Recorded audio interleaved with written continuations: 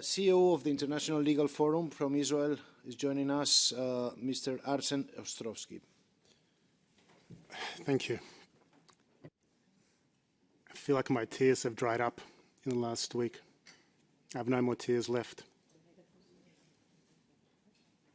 Then I hear you and so many others. Ezakoch, Mamash. It takes Herculean strength for you to be here. I'm one of the lucky ones. I live in Tel Aviv. I have maybe 45 seconds or a minute to find shelter. You have 15, if at that. On the way here today, I was on a train from Paris to Strasbourg, and I accidentally left my Tseva Dom app. And it went off. The carriage was full, and it's a loud, piercing noise, and everyone just looked back all of a sudden at me. I was at the back of the train. What is this noise? Imagine this noise going off every single minute. 6,000 rockets plus were fired. I had to wake up my children, 2.5-year-old in one hand, my wife, our other, and run to shelter. We live in an apartment building, so we can't get down to the actual shelter, so we congregate in the hallway. We make sure that our neighbour, who's 85 years old, can actually get out of her room. Then we wait. We hear the thunderous booms. Then I go up, and my 6.5-year-old daughter looks at me in those big puppy eyes and says, "Abba, why are they doing this? Why don't they like us?" I have no answers. I have answers, but these are not answers I can tell a 6.5-year-old girl. These are not answers that any parent should ever have to tell their children. A few days ago, I stood in Kibbutz Be'eri. It's a valley of death. The stench of bodies is unmistakable. Entire houses burnt. Cars completely destroyed. These cars were destroyed because people were trying to get out of in their cars, and the terrorists shot them, executed them in cold blood, point blank. Bullets strewn everywhere. Right now it's an army base. Just soldiers. Empty buildings, bullet holes, and soldiers. I'm meant to be a lawyer. I am a lawyer. And we will fight. We'll fight for you. We'll fight for all the victims. We'll fight to make sure that the world knows the truth, what happened. There are those who call Hamas militants, gunmen, or fighters. They're neither militants nor gunmen nor fighters. These are bloodthirsty, ISIS-like terrorists. And we have to be crystal clear about that, both here in Europe, in the world, and in the press. These are not some heroes. These are cowards. There is no other way to describe the utter sheer depravity, monstrosity, and pure evil that we witnessed. Human beings don't butcher babies, decapitate them. They don't execute entire families. They don't take elderly women, Holocaust survivors, in their wheelchairs. They don't rape and pillage young women and then throw them in the back of utes like cattle. These are not humans. These are not even animals. These are barbarians. In Europe, Hamas is a terrorist group. And we need to be very clear about that. What they are doing is a violation of every imaginable norm of law. Kidnapping is a war crime. Firing 6,000 rockets indiscriminately at civilians is a war crime. Incitement to genocide because this is what they are seeking is a war crime. Disguising yourselves as civilians is a war crime.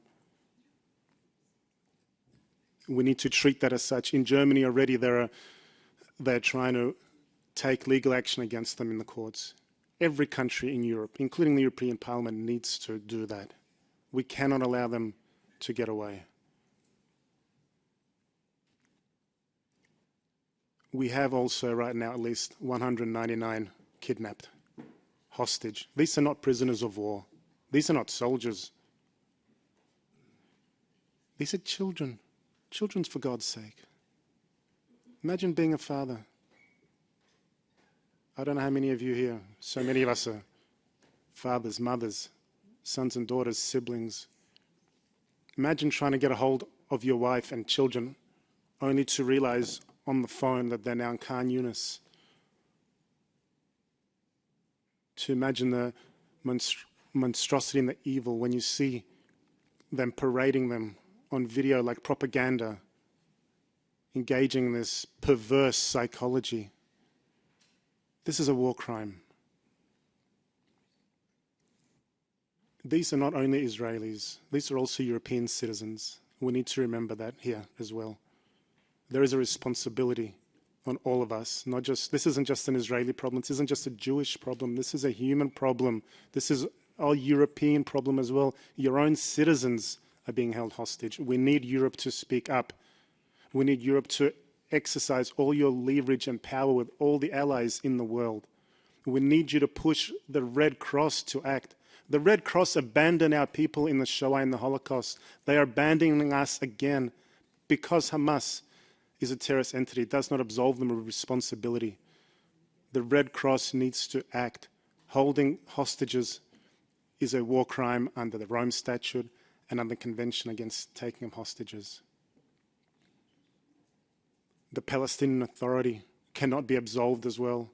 Our so-called partner for peace, Mahmoud Abbas, instead of condemning Hamas, condemns Israel. We need to realize that as well. As all of you have said, the Palestinian people are not our enemy. They are not.